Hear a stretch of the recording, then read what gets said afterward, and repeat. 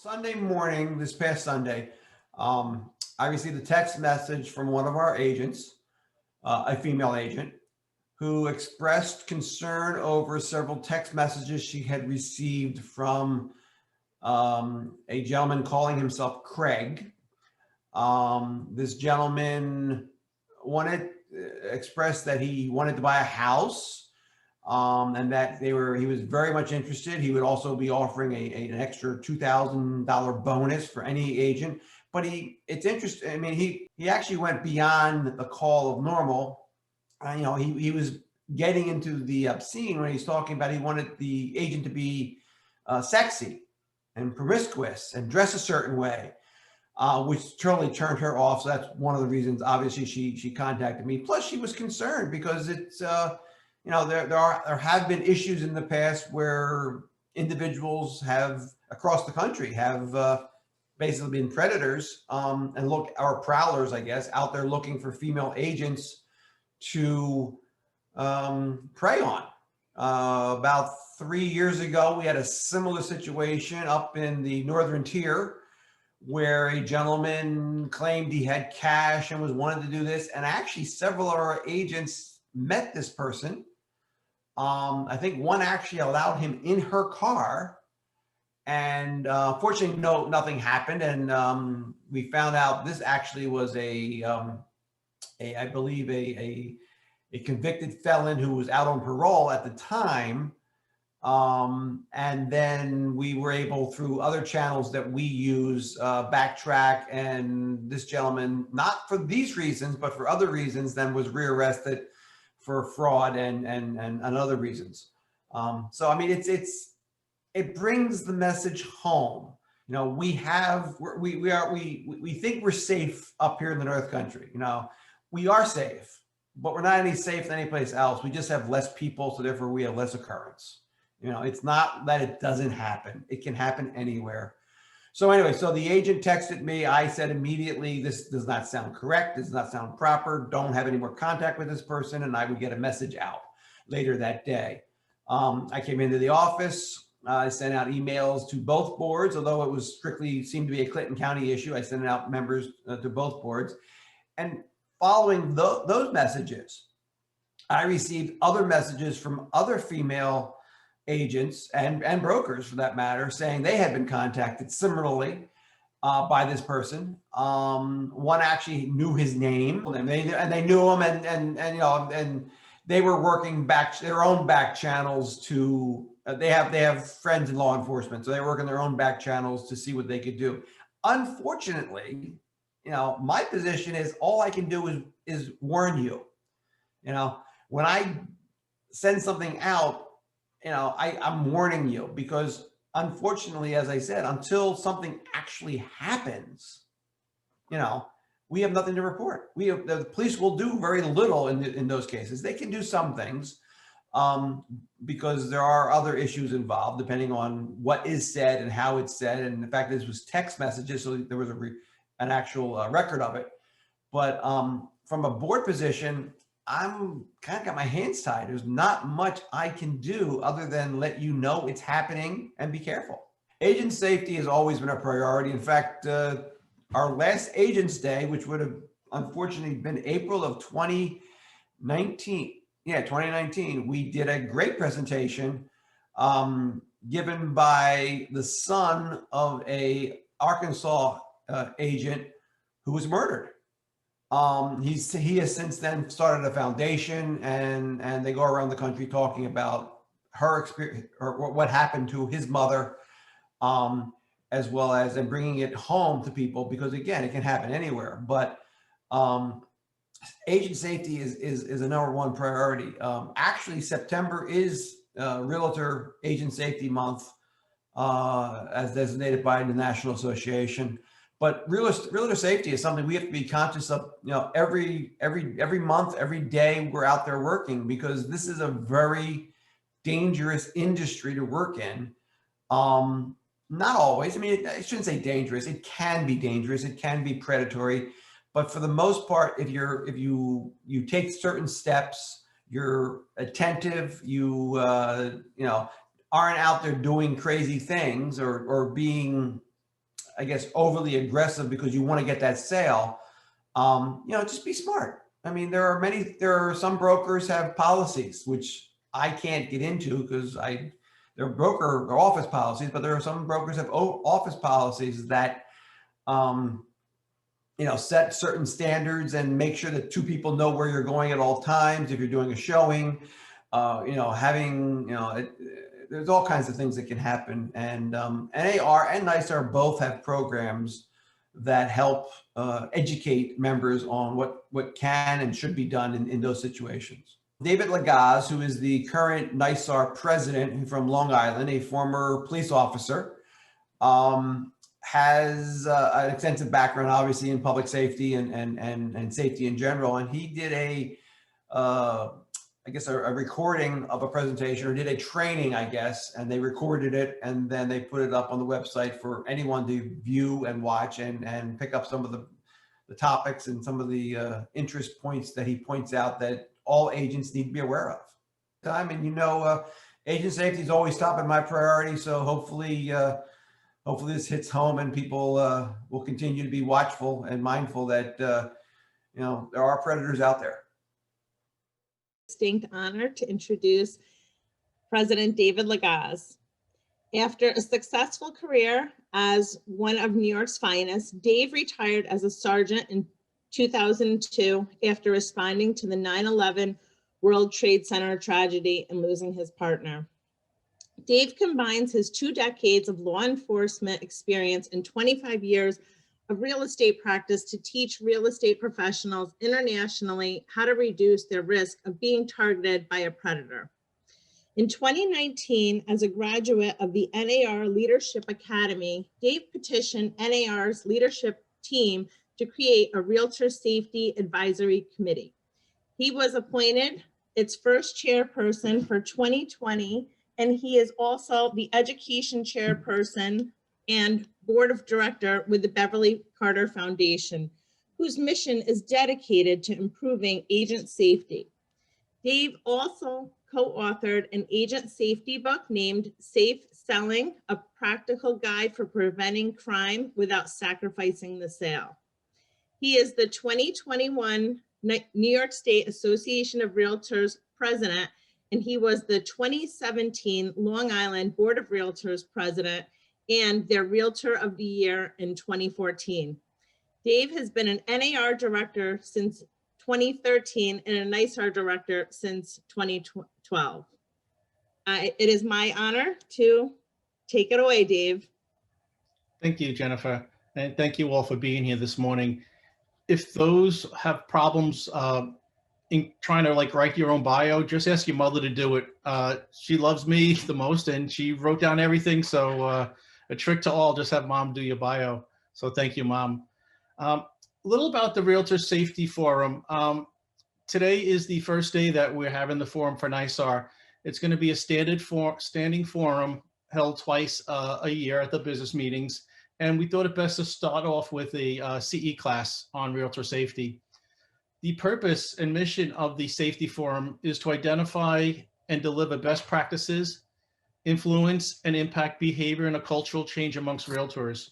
And we ask and urge that your line offices of the associations, your president, president-elect, and treasurer attend the Safety Forum so they can bring back some ideas and best practices back to the local board and to their brokerages.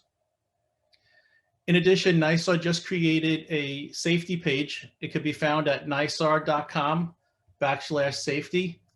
And you'll find monthly safety videos there, infographics that go along with the video, and additional safety links on how to keep yourself safe. And this will be used as a resource for your brokerage and your local association as well. So today we're talking about prospect or predator, reduce the risk of being targeted, and all about doing this without sacrificing the sale. So in the next hour, we're going to be speaking about criminal behaviors and their mindset, how you can protect yourself by removing the attributes that attract a predator, and those are the weakness, subservience, and vulnerability, the importance of following your intuition, situations when you should take a partner with you, and some open houses best practices. Today's session will be interactive as DOS mandates your participation. So there'll be several polling questions throughout the presentation today that I ask for you to participate in. Since the kidnapping murder of Beverly Carter in 2014, NAR created an annual member safety survey in 2015. So we're going to go through some polls to see how we match up nationally in today's class. This survey had 45,000 members were sent the survey. Unfortunately, only 3,000 responded. And here are some of the questions that were asked. And Kristen, if we could throw the first poll up. While working in the real estate industry over the past 12 months, have you experienced a situation that made you fear for your personal safety? Please answer yes or no.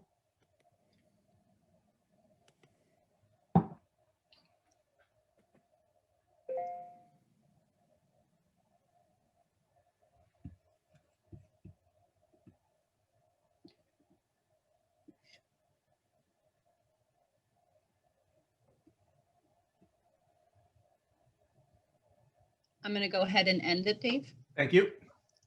Share And the I will results. share, yep, right now. So it's pretty much on the national average. The national average is 23%. Here we have about 26% in our class.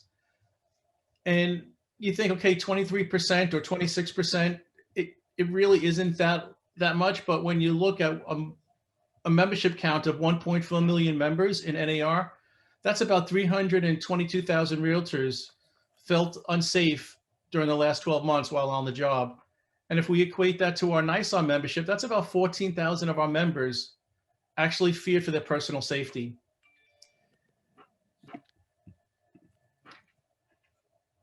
%25 were females who were in fear, and 15% males. And it was more common amongst women and real estate professionals in suburban and metro urban areas. Agents working in small towns have the least amount of fear. I'm going to show you some real life incidences where these were predatory attacks upon a realtor during the showing. Douglas County Sheriff's deputies found Sodoro lifeless Tuesday morning. An autopsy determined he was shot to death. We're told he was showing Lorello the property. Though the suspect has no criminal history, he's known in the world of realty for the wrong reasons. Jason Burnstill, a real estate agent, told 6 News Lorello has, quote, a long history of questionable interactions with other agents and describes him as creepy.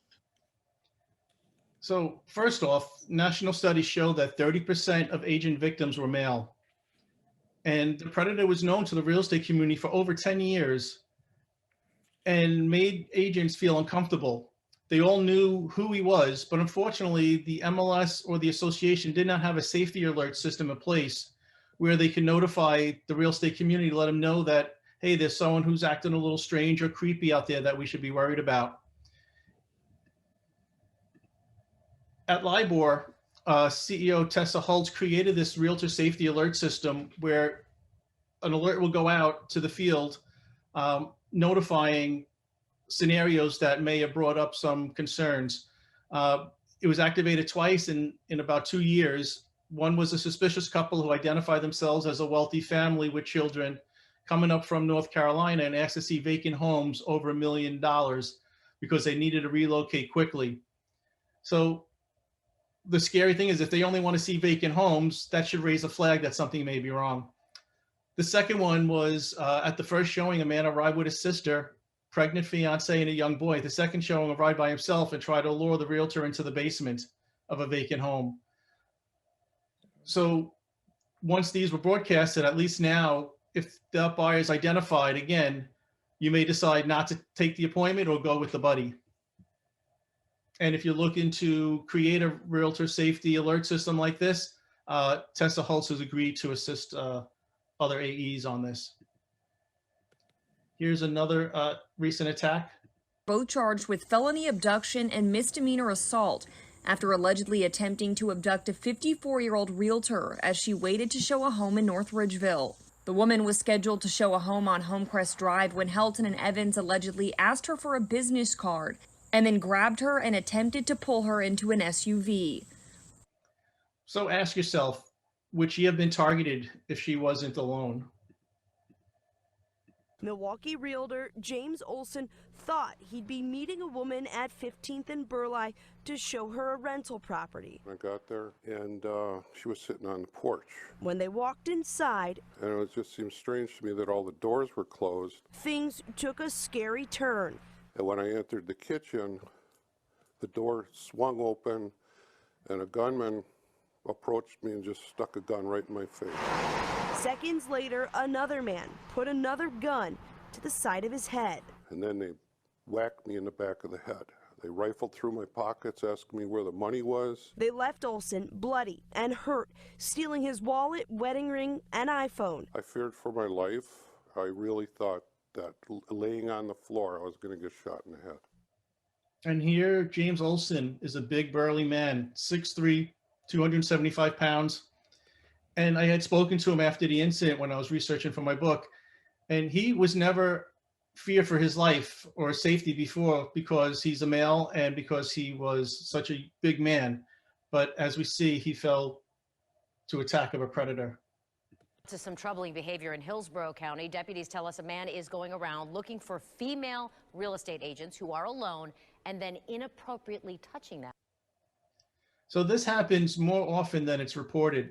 Female agents tend not to report sexual abuse attacks because of fear of shame. As a matter of fact, nationally, a lot of these crimes go unreported, even outside our industry.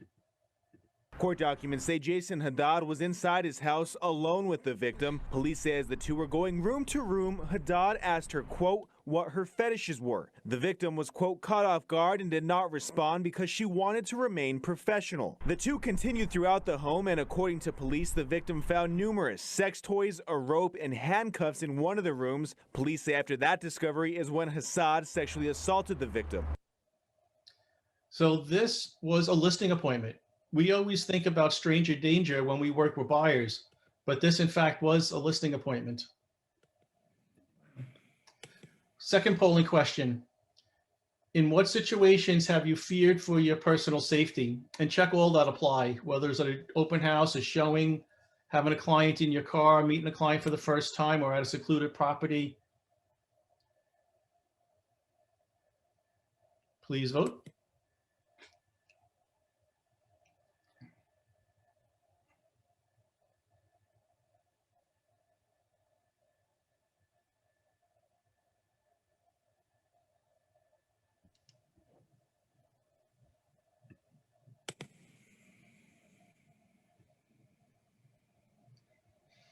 Votes are still coming in, Dave, so I'm going to give it another couple of seconds. Thank you.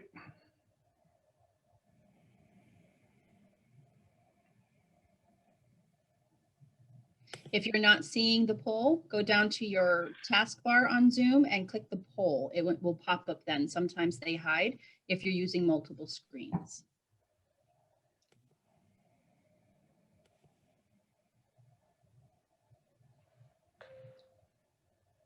Okay, we're about 83% voted. Yep. I'm going to share them right now. So during a showing, during an open house, led the group and meeting a client for the first time on a secluded property. And this is similar to what the national surveys are. At an open house, it was 31% along with that a showing, and not too far was 27% meeting a client for the first time or receiving a threatening message before. And that threatening message or inappropriate message happens a lot. And we're pretty much at national average too, about 25%.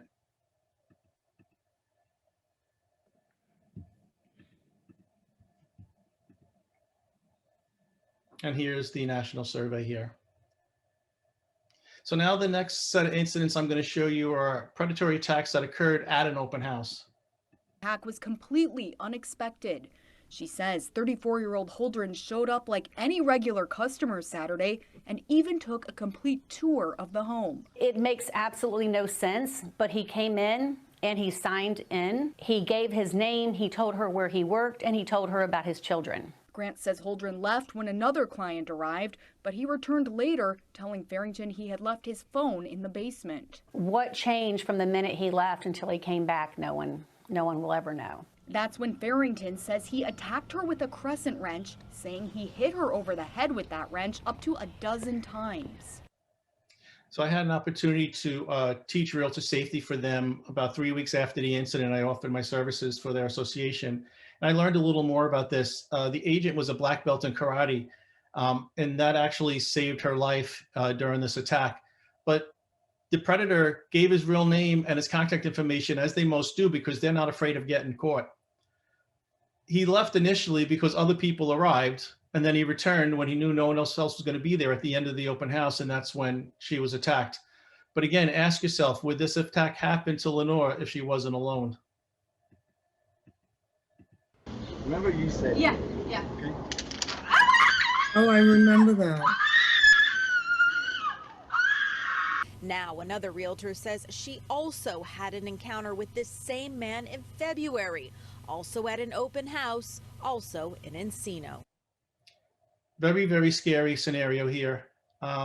This is what we call victim shopping. He went to several other locations, met with several other agents, and the predator will attack depending on his urges that day.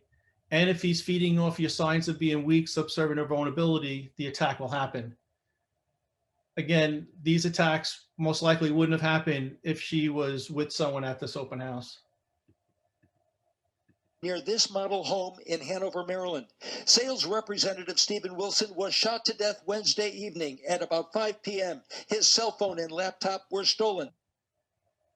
So he was murdered at an open house. The next video I'm going to show you is actually a very haunting and scary video of surveillance of that day with the gunman approaching the house.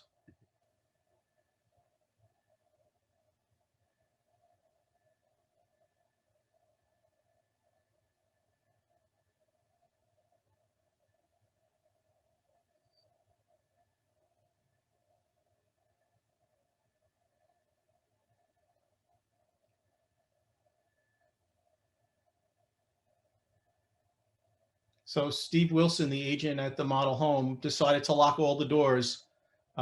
Eventually he did get in, but at least he couldn't come in from the side and attack him from behind. So it's up to you whether you want to lock all your doors at an open house or keep them open, plan an escape route. And we'll talk a little about that, but that's a very, very frightening surveillance video there. We got into the master bedroom and he pulled a knife out. And I could not believe it was happening. He showed the knife and a can of bear spray. He asked me to take off my ring and to get in the closet. Donna says she felt her life was in danger. I have a license to conceal carry and I had a firearm and I drew my weapon. As I drew my firearm and he saw that I had that, he doused me with bear spray. So at that point I could not see, barely see, and my skin was burning, my eyes were on fire. And so I fired. So she was licensed to carry. I know in New York City, it's almost impossible to have a carry permit, a concealed carry. But NAR does have a policy on this, and basically it's no legal position on the use of firearms or personal safety devices. Obviously, know your state laws. And if you, and I'm speaking as an NYPD officer, if you're licensed to conceal carry, make sure you practice regularly at the range. As an NYPD officer, we were required to qualify twice a year to maintain our firearms. So if you are a gun owner who has a concealed carry, make sure you do go to the range. Though in speaking to some realtor victims, some had their gun on them and had a false sense of security and was still attacked. So it opens up a lot of questions about whether you should carry or not, but in this scenario, it did save her life. NAR also asked, well, how many people carry self-defense weapons in the survey? And nearly half our membership carry self-defense weapons, and it's up from 44% the previous year. And the most common ones are pepper spray and firearm, though 10% preferred not to say what they were carrying. 50% of the females and 46% of the males carried a self-defense, and pepper spray was the most common with 26%, and 21% of the males carried firearms. So some self-defense weapon laws, Pepper spray, it is legal to be purchased in New York State, though it has to be purchased from a authorized firearm dealer or a pharmacist. And believe it or not, if you go to your local pharmacy, mine has mace or pepper spray being sold behind the counter. They're going to check to make sure you are over 18 and you have no convicted felonies on record. You won't be able to get mace shipped to you through Amazon because it's illegal to be shipped in New York State. And stun guns and tasers, a 2019 federal court struck down an existing law that made it illegal to possess it, but it was fought about the Second Amendment and the right to bear arms, and it was allowed. Just know if you're going to use a stun gun, the bad thing is you have to actually get into their physical space to actually make contact with them, where tasers are the ones the police use that shoot out those darts 20 feet. So just know those laws on those weapons. This was something very, very scary. So an agent in Albany, Texas in July of 2017 was showing a property. Next door to that property was a shrine to female realtors in the community on the shed and on the fence. And we know from watching all these crime dramas that these are altars that these predators create and eventually will attack.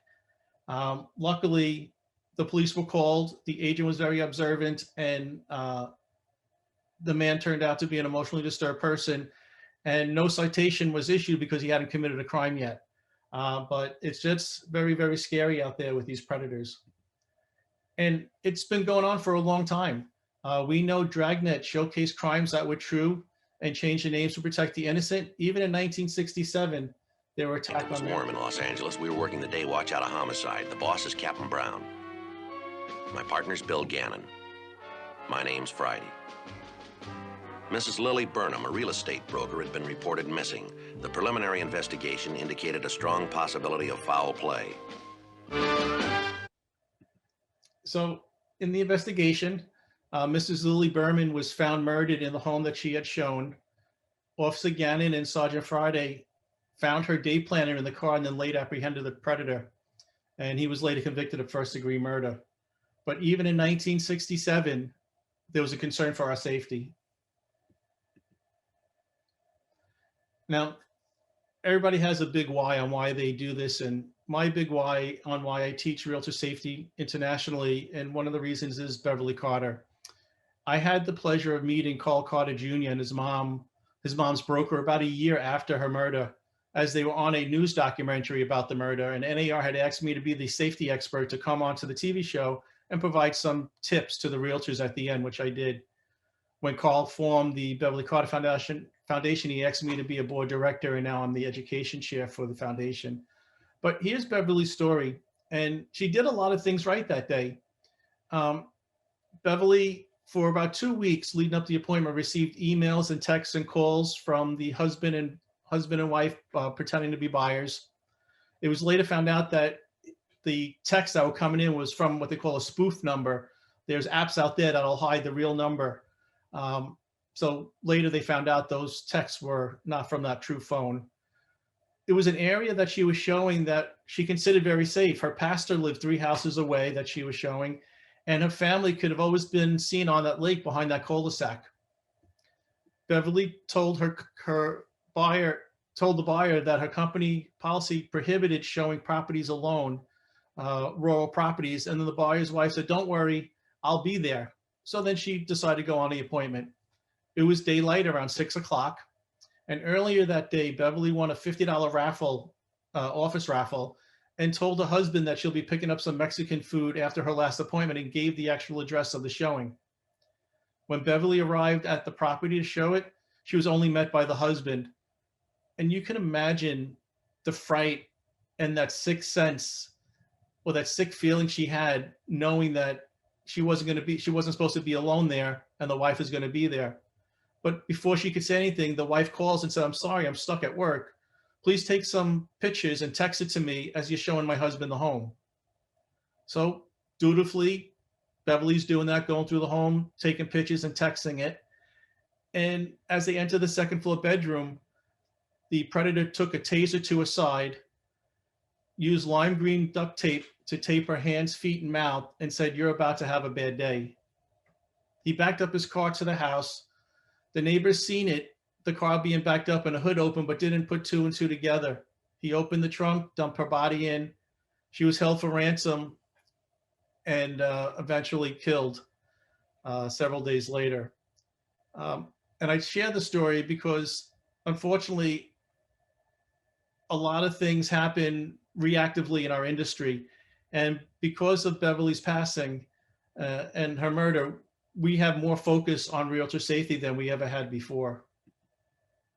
When asked why he chose to rob and murder real estate agent Beverly Carter, her killer answered, because she was a rich broker working alone. If you were to walk through a local mall and ask 100 women if they would meet a strange man at an empty property, most would say no.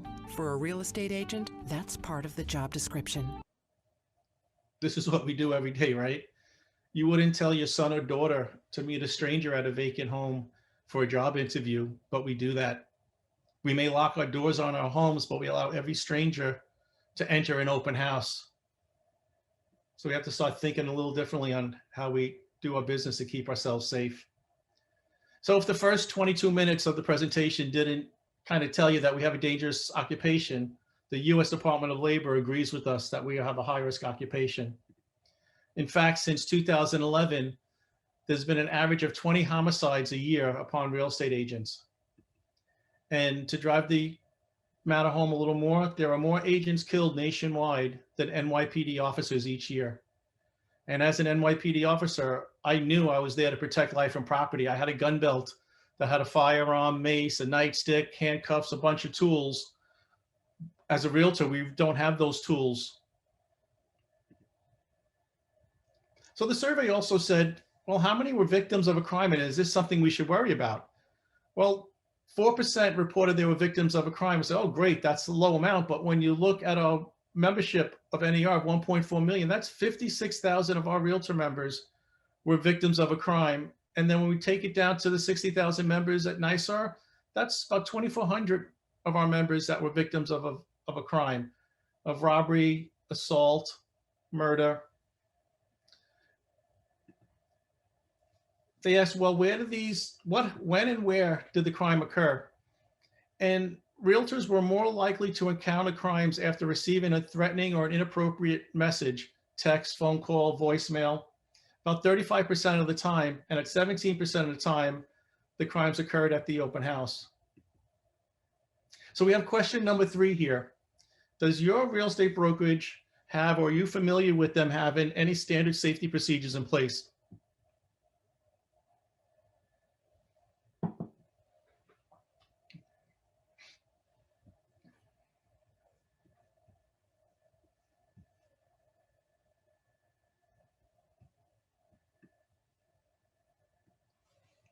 Give it a couple more seconds.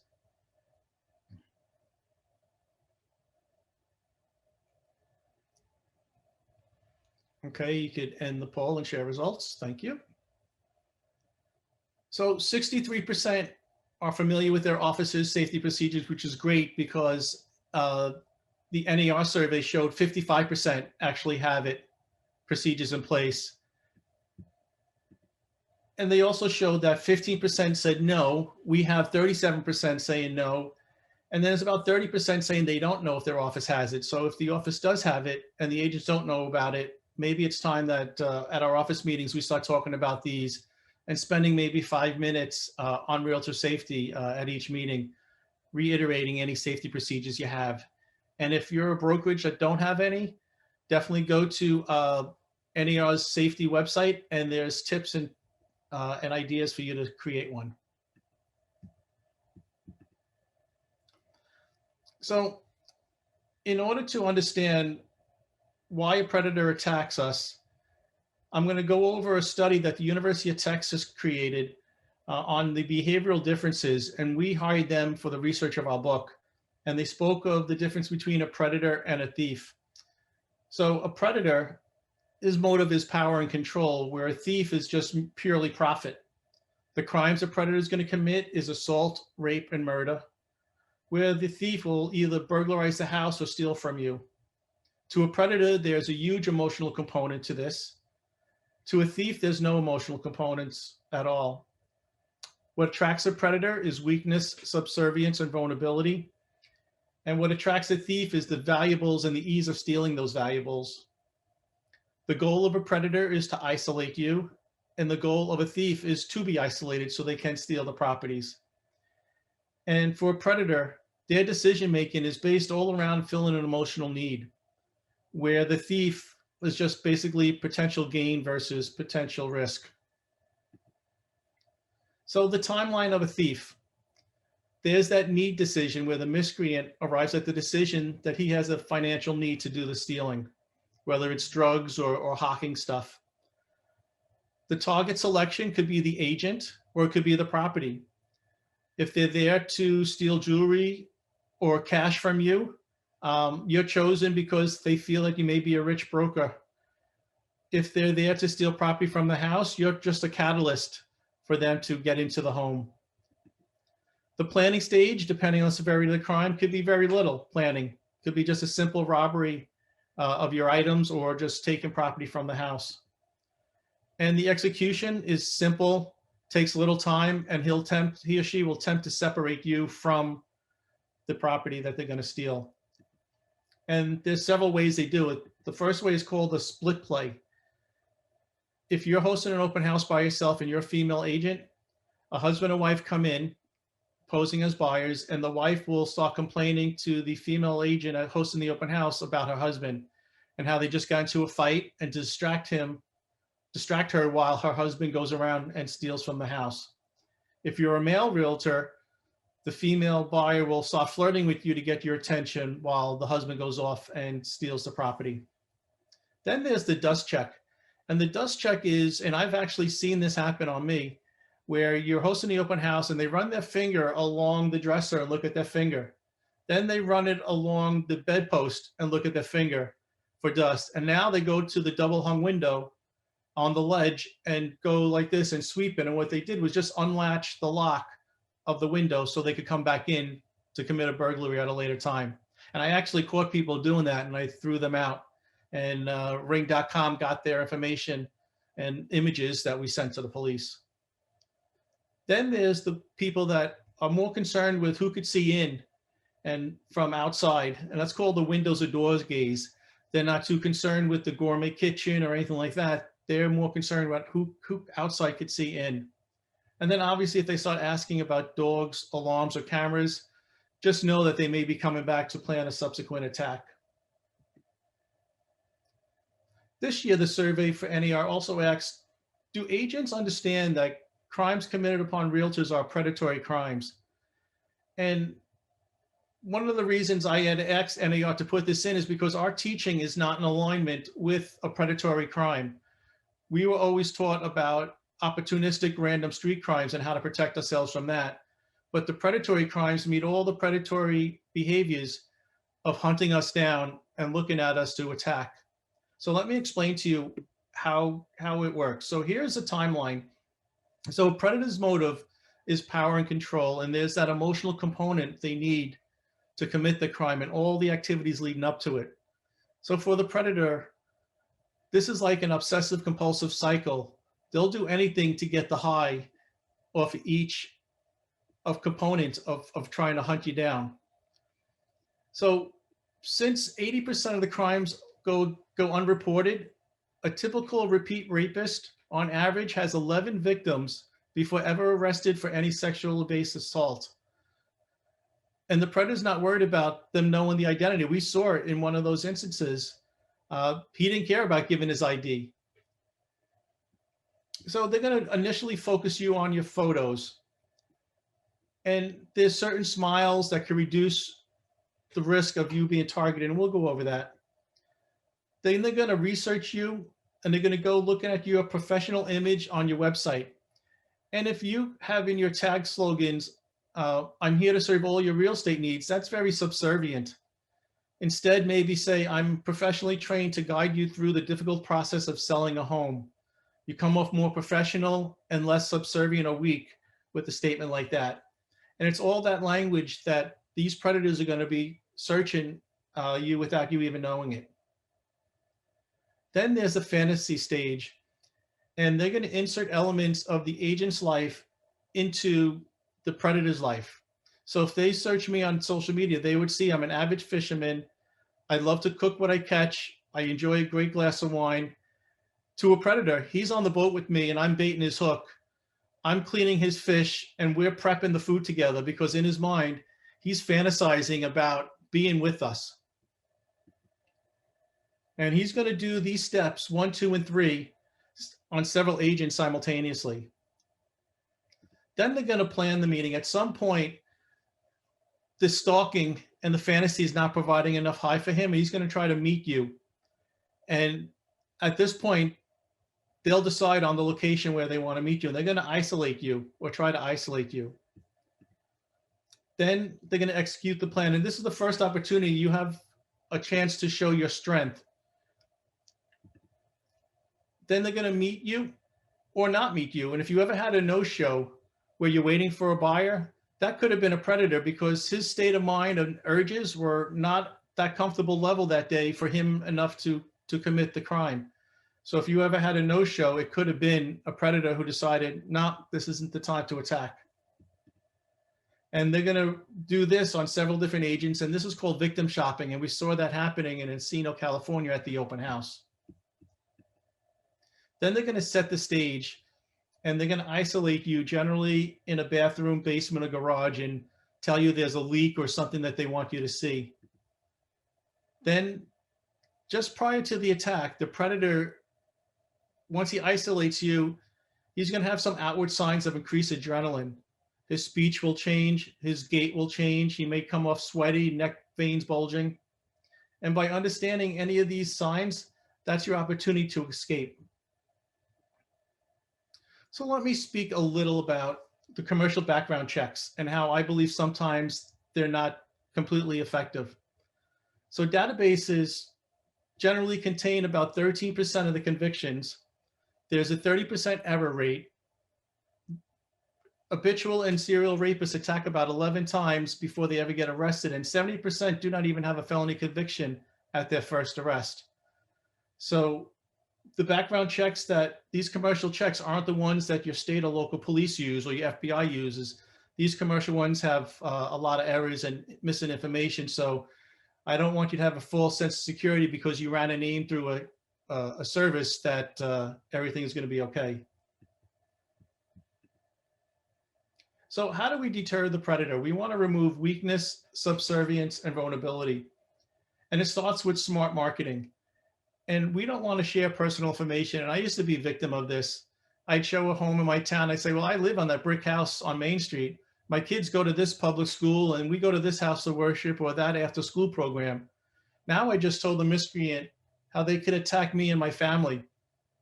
So we want to avoid giving too much information about our personal lives to these buyers because we don't know if they're a predator or not.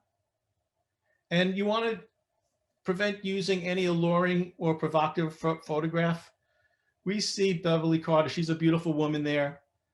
Her predator, Aaron Lewis, said he attacked her because she was a rich broker working alone.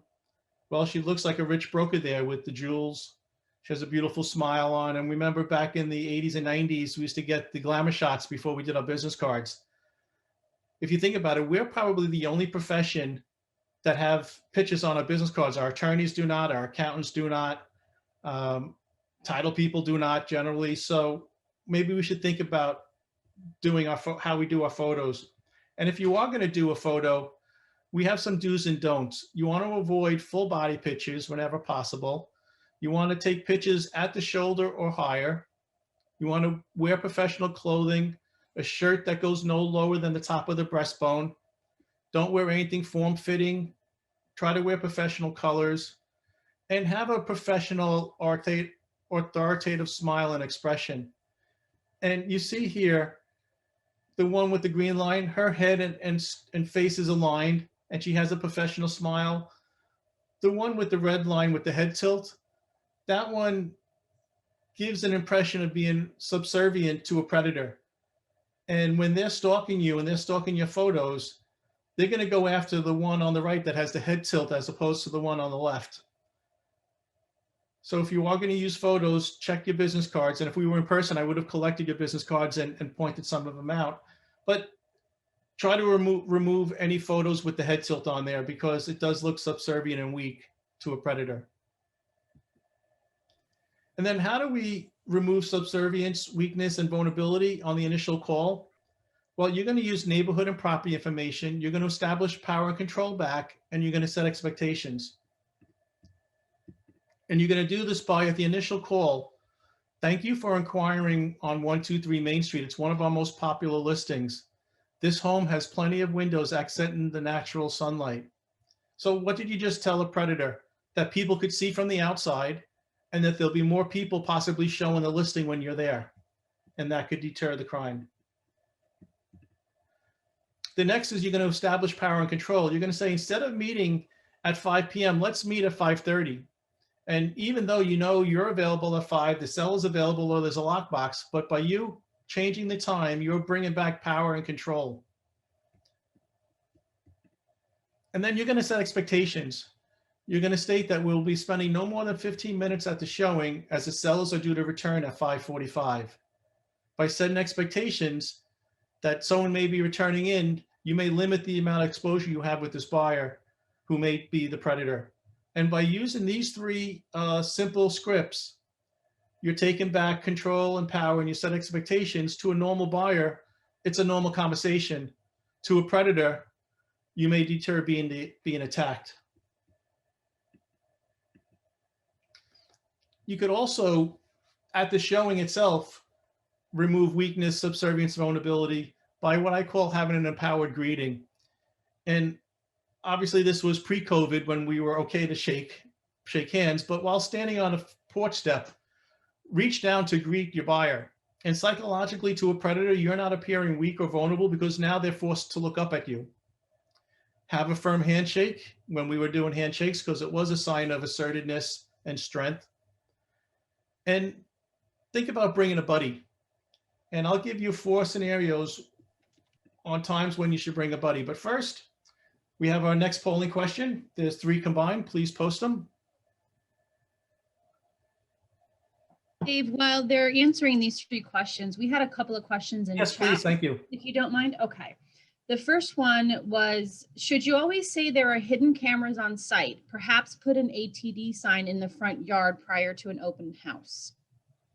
That could be a good deterrent.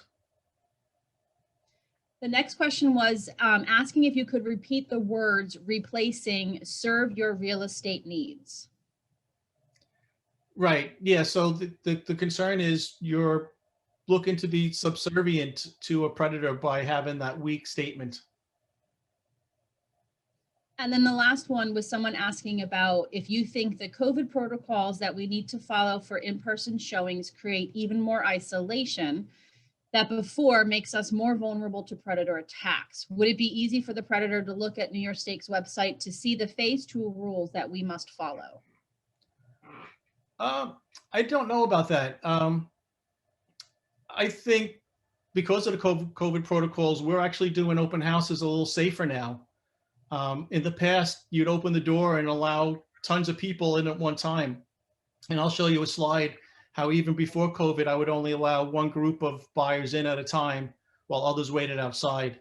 But no, I think having these COVID procedures actually keeps us safer, because we are limiting the amount of exposure with the people. And then we've had a couple of requests, Dave. Will you be sharing the slides? So I wasn't sure if you would be giving those to me, because we can post them on the safety site if you would. Yes, today's recording. Yes, I'll create them as a PDF, and they'll have all the active links as well. Great, thank you. Thank you. So we have the results here of have people showed vacant properties alone. 95% of the time they have. Over the last 12 months, have you shown with poor cell phone coverage? Unfortunately, we understand New York State has some outage areas with poor coverage. And 34% had an uncomfortable feeling prior to the appointment. And I'll tell you, when we spoke to agent victims in preparing for our book, they all had that feeling just before the crime occurred that something was going to go wrong. And they regret not pulling themselves out. So NAR always said, well, always bring a buddy. And we know always means never, and we can never always bring someone. But here are 4 scenarios where we suggest that you bring someone on the appointment with you when there's poor cell phone coverage at the property, for obvious reasons, when you cannot call to get help. When the property is vacant, because we know a lot of times a predator will select a vacant property to isolate you. If you haven't closed a deal in a while, and that's because you may be too eager to make this deal and ignore the signs, that voice inside your head that something may be wrong. And if you have an uncomfortable feeling prior to the appointment, and Beverly Carter unfortunately did have that uncomfortable feeling. So if you could bring a buddy on these 4 scenarios, that would be great. And some offices have policies in place where, you know, they help each other on appointments like this. So here's another scene, and this is how they set the attack to attack us. This is setting the stage. She was showing this home to a potential client when he told her there was a leak in the bathroom. As she walked in, he came in behind her, slammed the door shut, and shoved her against the wall, yelling sexually explicit profanities. The victim says she remained calm, fought back, and made up a story her attacker fell for. So that's the most common, is the bathroom attack where there's a leak. And the story that she told the predator was that the sellers were on their way back home, and that's why the crime stopped. Yeah, I think there's a leak over here. Can we take a look? So as soon as you're distracted, you're going to be attacked. And here the distraction is there's a leak over here. And as soon as you turn your back, it's over. And if you hear those words, I think there's a leak over here, know you have to get out of that house immediately. Now this is the hallway attack. Here can be used as either a bedroom or an... So when you're walking behind your client, which is great, when his gait slows down and yours still continues, you may be walking right into the attack. So you have to be conscious if the predator slows down, you slow down. And if you ever notice the hands go raise up to the door jamb, just know at that point they're going to come around and strike you, like in this illustration. And this could also happen at the top landing of a step going up the flight of stairs. What's that? I don't see. And again, this is the look up attack. Again, distract and attack. So they looked at a stain on the ceiling, and when she lost her attention, that's when she was struck. So what if I told you that there was a tool that could prevent you from being victimized? It would issue a warning that you're about to make a terrible mistake. It's always on. You already possess this tool, and it's a free tool. You'd like to know what that is, right? Well, that's your gut feeling. That's your intuition, that voice inside your head, that sixth sense. You want to follow your instincts when you get these.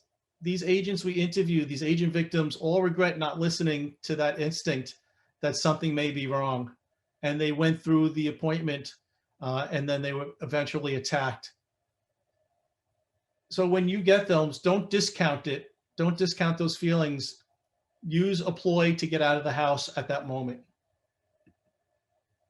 So NAR suggests having a distress signal. And we modified it slightly by saying, hi, I'd be calling my front desk or people on uptime when I call the office, and I'd say, hi, this is Dave Legaz. I'm at 123 Main Street. Can you email me the disclosure file? NAR says, please send me the red file, but I believe saying the red file may alert the predator that you're afraid of at that point. So by saying, email me the disclosure file, that's the code word for the office. And then the office should have an action plan, whether it's get all the guys out with bats, or call 911, or give you a description, have the front desk give the description of the car you're driving or what you're wearing that day or who you're with. But by saying your name, your address, and the code signal, at least that alerts your front desk that you may be in danger. Last question. Have you hosted an open house alone in the last 12 months?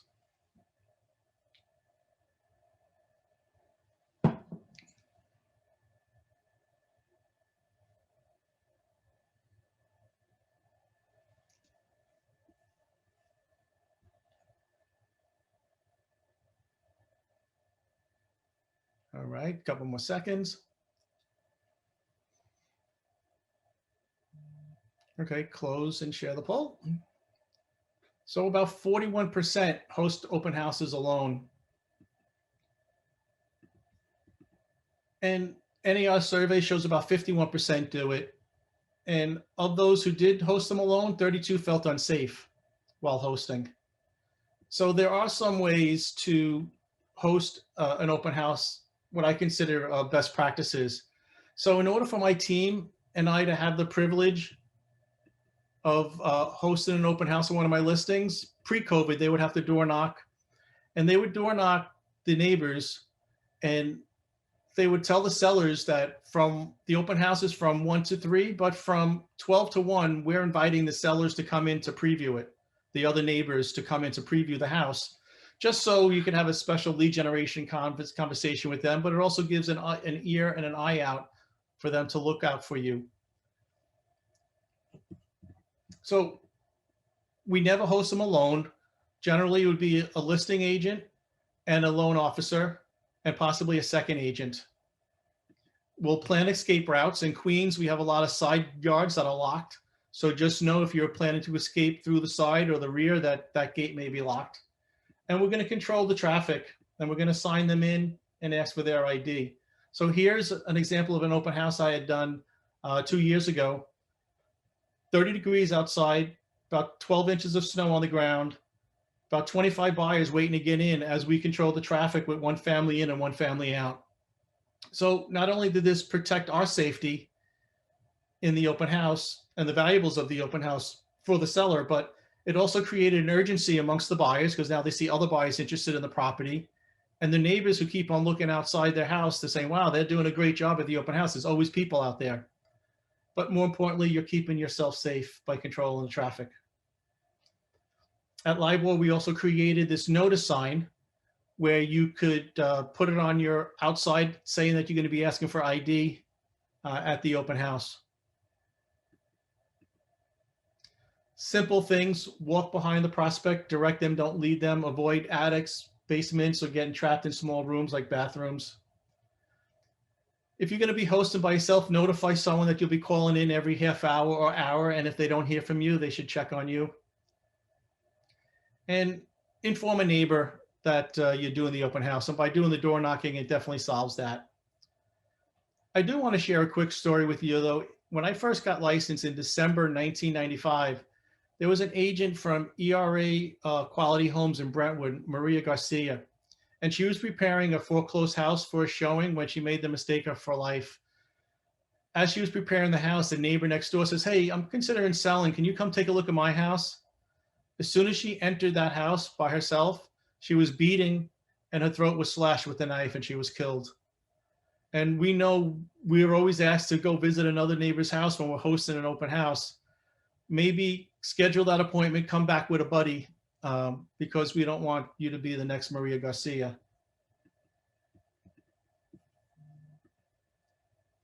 So the most dangerous point of the open house is at the end. You want to make sure that everybody has left the open house and be prepared to defend yourself. Pre-COVID, I was doing an open house with my buyer specialist and a loan officer, and we lost track of people who were in the house. The last couple were in there, and I thought they left. They didn't. My buyer agent wanted to pull the signs because she had an appointment. The loan officer had another open house to go help out on, and I'm locking up. I go to the second floor landing, and out pops a man out of the bathroom. Well, scared me, scared him, and luckily he wasn't there to attack me, but he easily could have. And I teach this, and I lost track of who was in the house. So always be prepared to defend yourself. God forbid you have to.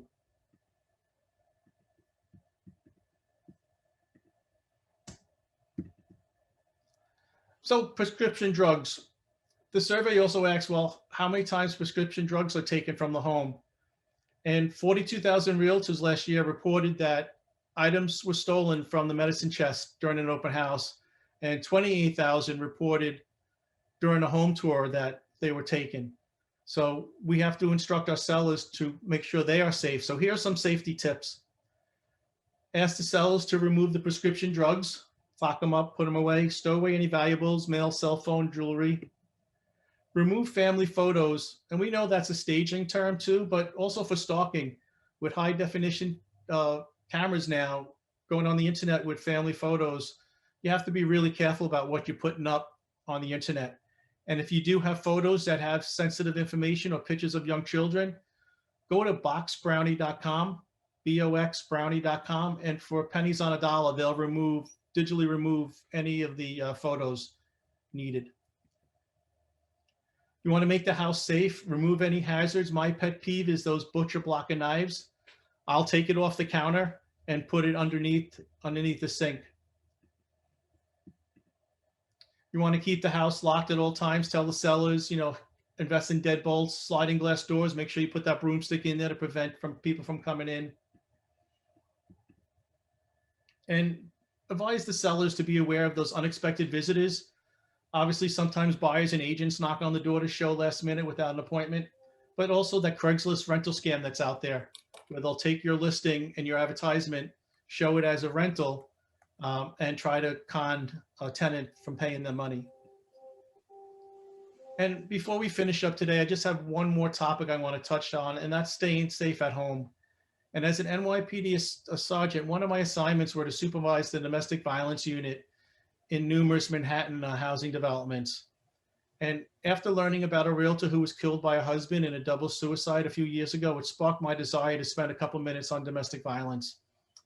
And with the majority of us still working from home, already difficult situations can easily escalate and increase the danger. And on average, nearly 20 people per minute are physically abused by an intimate partner in the US, and more than 10 million men and women each year. And murders by intimate partners increased almost 20% from 2014 to 2017. So if you know someone who's a victim of domestic violence, please share these resources with them. You can even go online and quietly chat to get some help for a friend or to help yourself. So we're approaching our hour. I want to go find out, give me 5 ahas, things that you're going to do differently in your practice that's going to keep you safe. Feel free to unmute yourself.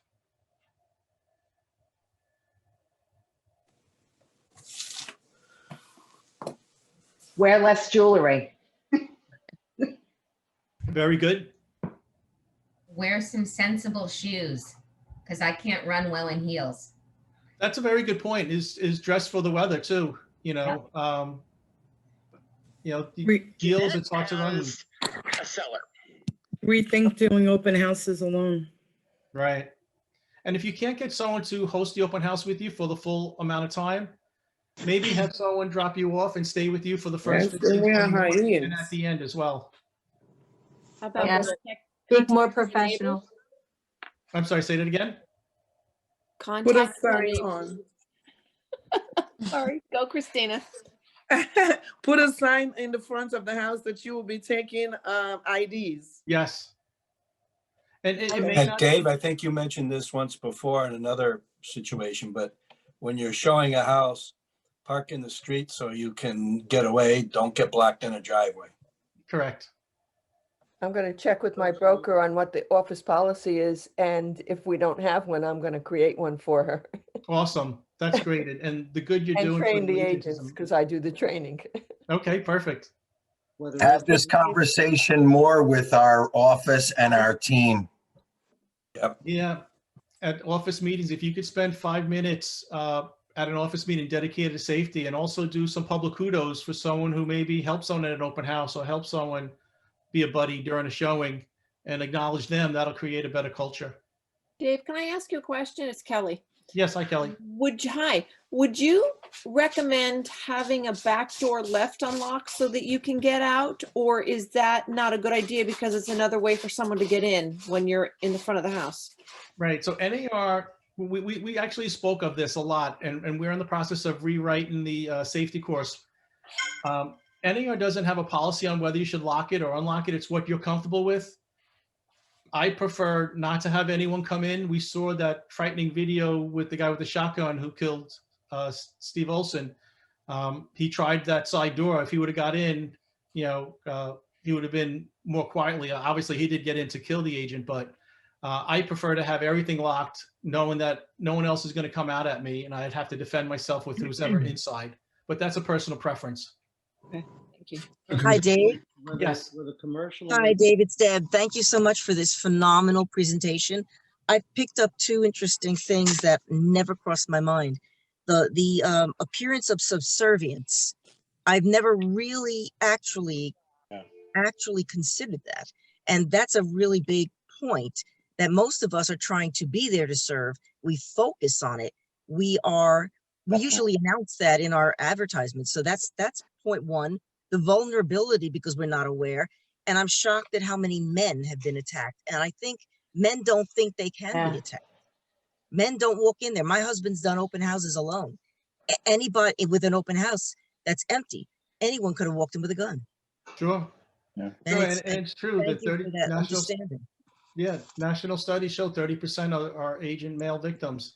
But to your point, if we can remove the things that attract a predator, the weakness, subservience, and vulnerability from our marketing, from our language, from our showings, we'll be able to protect ourselves, and the predator will have to go to someone else to do that attack. Great points. On that. I have a question. Commercial or vacant, see a next door neighbor, whether it's a multi-family, multi-story, say, hey, I'm going in with somebody, I'll see you on my way out. So that in their mind, if they don't see you 15, 20 minutes later or whatever, it triggers, hey, let me take a look. Sure, perfect. Question, has there ever been any female predators in your presentation? There has. Actually, there's been several female predators. Actually, several female predators who committed sexual attacks on female agents as well.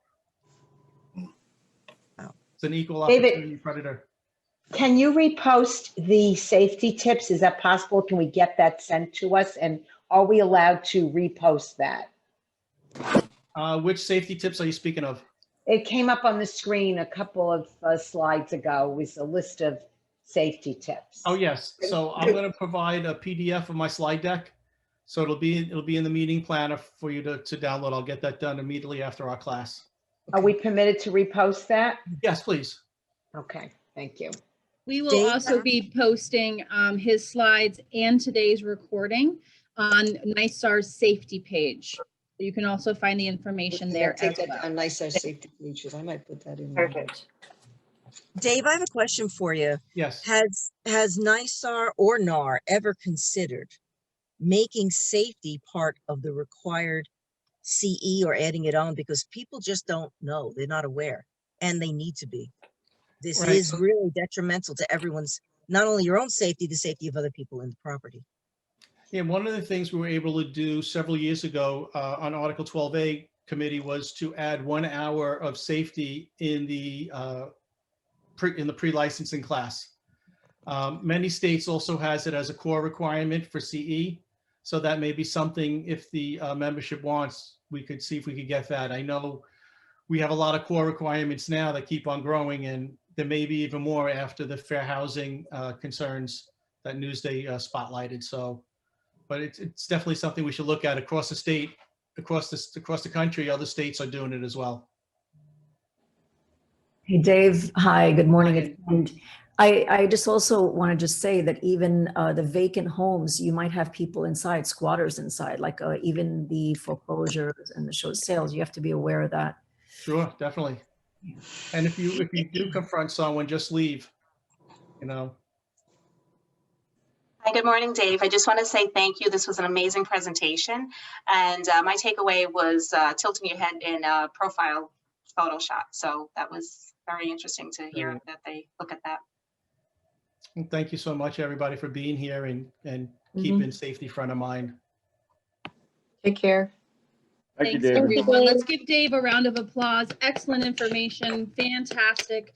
Hopefully you have your Very nice, takeaways. thank you. You'll be safe. We care about all of you. And on if we the can screen, do anything, let us know. On the screen, I have where you could download my ebook for free on safe selling, safesellingbook.com, and you could download the ebook for free. Awesome. Thank you.